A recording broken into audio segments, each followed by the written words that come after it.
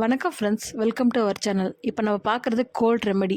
சுக்கு, மிளகு, திப்பிலி, சந்திராஷ்டம், அதிமதுரம், இந்த 5 பொருளும் சேர்ந்து நல்லா பவுடராக அரைச்சி வச்சுக்கிட்டு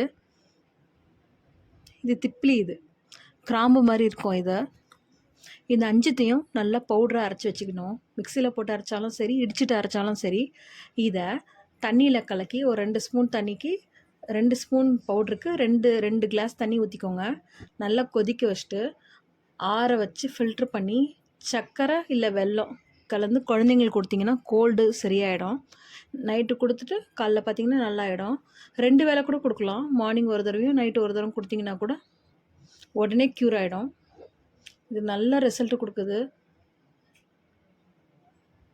யூஸ் பண்ணி பார்த்துட்டு எப்படி இருக்குதுன்னு கமெண்ட் பண்ணுங்கள் ஃப்ரெண்ட்ஸ்.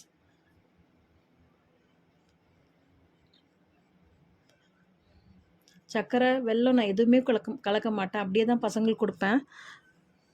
லைட்டாக ஸ்வீட்டாக தான் இருக்கும், நல்லாயிருக்கும். பசங்க குடிச்சிடுவானுங்க. Thank you friends.